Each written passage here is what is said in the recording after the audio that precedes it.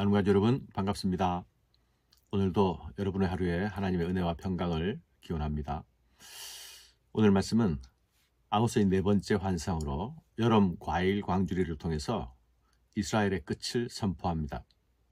그들이 끝을 맞을 수밖에 없는 이유는 가난한 사람들을 짓밟고 망하게 했기 때문입니다. 그들이 그토록 열심히 내었던 종교 행위들은 모두 고통으로 바뀌게 될 것이고, 무엇보다도 하나님의 말씀을 듣지 못하는 영적 기근을 경험하게 될 것이라 말씀합니다.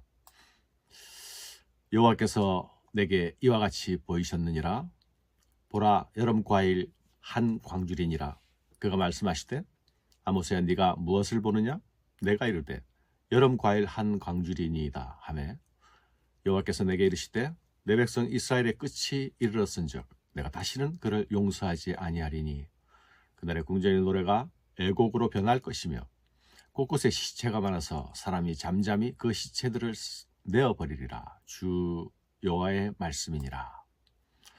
하나님은 아모스에게 여름과일 한강주리를 보여주시면서 네가 무엇을 보느냐 물으시죠.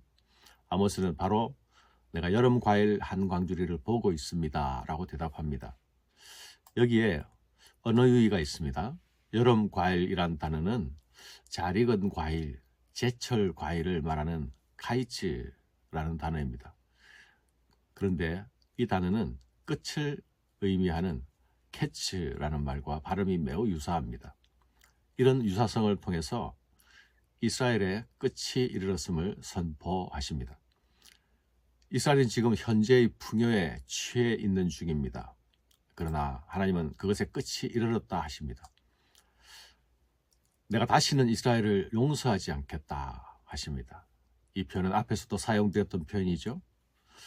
그들이 끝이 임하게 되는 것은 하나님께서 더 이상 이스라엘을 그냥 지나치지 않으실 것이기 때문입니다. 하나님이 그들을 마주 대면하시면 곧 심판을 의미하는 것입니다. 그것은 곧 이스라엘의 종말이 될 것입니다.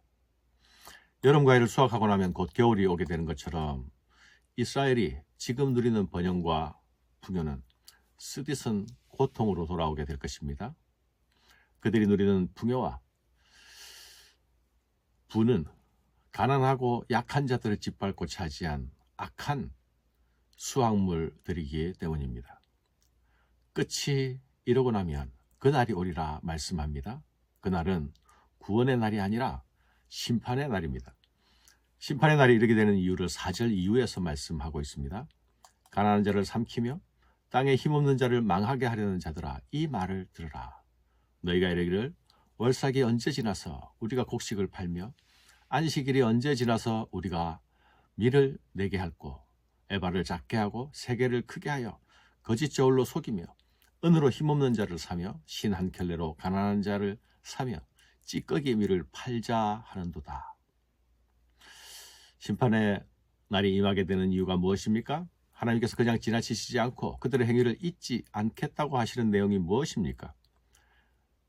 이스라엘은 공의의 열매 대신에 불의의 열매들을 맺고 있었습니다. 겉모양은 잘 익은 여름과일같이 탐스럽게 보이지만 그것은 모두 부실한 열매, 곧 죄와 불의의 열매들일 뿐입니다.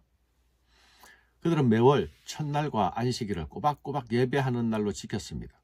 종교적 의무에 성실했던 것이죠. 그런데 그들은 그날들이 빨리 지나가기를 바라고 있죠. 가난한 자들에게 곡식과 밀을 팔아서 부를 챙기는 일에 더 관심이 있었습니다. 그들은 가난한 이웃을 먹잇감처럼 삼켜서 자신들의 배를 채웁니다. 그들은 그 땅에 힘없는 자들을 세워주고 그들과 함께 가는 것이 아니라 가난한 자들을 망하게 했습니다. 그들의 탐욕은 순진하고 힘없는 백성들을 잡아먹고 있었던 것이죠. 곡물을 팔 때는 되를 작게 해서 팔고 물건값을 받을 때에는 세겔의 무게를 더 크게 하여 돈을 더 많이 받았습니다. 정직한 저울 대신 속이는 저울이 바로 그들의 일상의 얼굴이었습니다. 가난한 자들에게 찌꺼기 밀을 속여 팔아서 부당한 이익을 챙기고 신 한 켤레 값으로 가난한 자를 매매합니다. 신 한 켤레 값이면 사람을 노예로 부리는 세상이 되어버렸습니다. 이스라엘이 이렇게 만들어내고 있는 그들의 일상의 모습은 의의 열매를 기대하시는 하나님의 그 기대를 분노로 바꾸어 놓았습니다. 이스라엘 안에는 공의와 정의가 완전히 사라져버렸습니다. 공평과 정의의 하나님을 그들이 밀어내어 버렸기 때문이죠.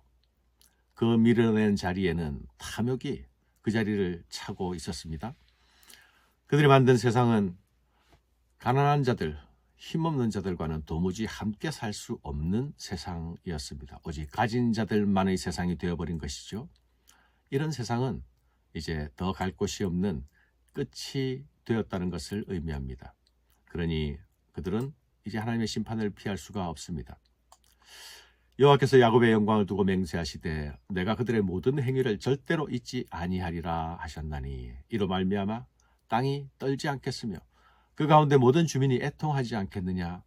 온 땅이 강에 넘침같이 솟아오르며 애굽 강같이 뛰놀다가 낮아지리라. 주 여호와의 말씀이니라. 그날에 내가 해를 대낮에 지게 하여 백주에 땅을 캄캄하게 하며 너희 절기를 애통으로 너희 모든 노래를 애곡으로 벼라게 하며 모든 사람에게 굵은 배로 허리를 동이게 하며 모든 머리를 대머리가 되게 하며 독자의 죽음으로 말미암아 애통하듯 하게 하며 결국 곤고한 날과 같게 하리라. 행위대로 심판하시는 하나님의 분노는 온 땅을 요동치게 합니다. 땅은 지진으로 흔들리고 무너지며 해일이 닥칩니다. 희생자들로 인해서 온 나라가 울음바다가 됩니다. 기쁨으로 춤추던 도시는 곡소리로 가득한 통곡의 도시가 됩니다. 모든 머리가 대머리가 되게 한다는 것은 모든 사람들이 초상집에 애곡하는 사람처럼 된다는 의미입니다. 이 모든 심판들보다 더 심각한 심판이 있습니다. 그들은 여호와의 말씀을 듣지 못하는 그것은 여호와의 말씀을 듣지 못하는 기갈입니다. 주 여호와의 말씀이니라. 보라 날이 이를지라 내가 기근을 땅에 보내리니 양식이 없어 주림이 아니며 물이 없어 가람이 아니요 여호와의 말씀을 듣지 못한 기갈이라.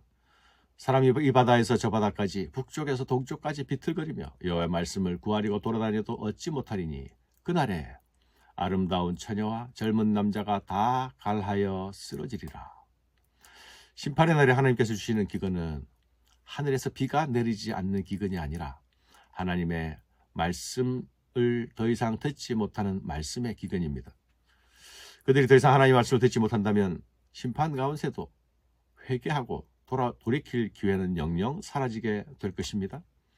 아모스는 이스라엘에게 하나님의 말씀을 찾아 나서도 결코 찾을 수 없는 그런 날이 올 것이라 경고합니다.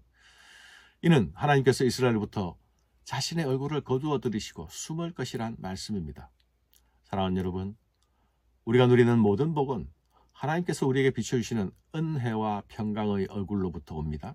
그러나 그 하나님이 자신의 모습을 감추고 숨으신다면 그것보다 더 큰 재앙이 어디 있겠습니까? 하나님은 복의 근원이시자 생명의 근원이시지 아닙니까? 하나님께서 그 모습을 감추어 버린다면 남는 것은 오직 암흑과 혼돈과 고통과 사망뿐일 것입니다. 하나님이 우리를 외면하시면 하나님의 부재의 고통만이 남습니다. 말씀의 기근은 영혼의 죽음을 가져오게 될 것입니다. 말씀이 아직 들리는 자리는 아직 기회가 있는 자리요, 아직 은혜가 있는 자리입니다. 그러나 아무리 말해도 듣지 않는 자들에게 하나님은 자신의 말씀을 거두어 가시겠다 하시는 것입니다. 너희는 하나님을 만날만 할 때 찾으라. 가까이 계실 때에 그를 부르라. 이사야 선지자의 외침이죠. 하나님의 경고의 말씀이 비록 귀에 거슬린다 할지라도 그 외침의 메아리가 아직 살아있는 때, 그때가 아직 은혜 받을 때임을 기억해야 하겠습니다. 감사합니다.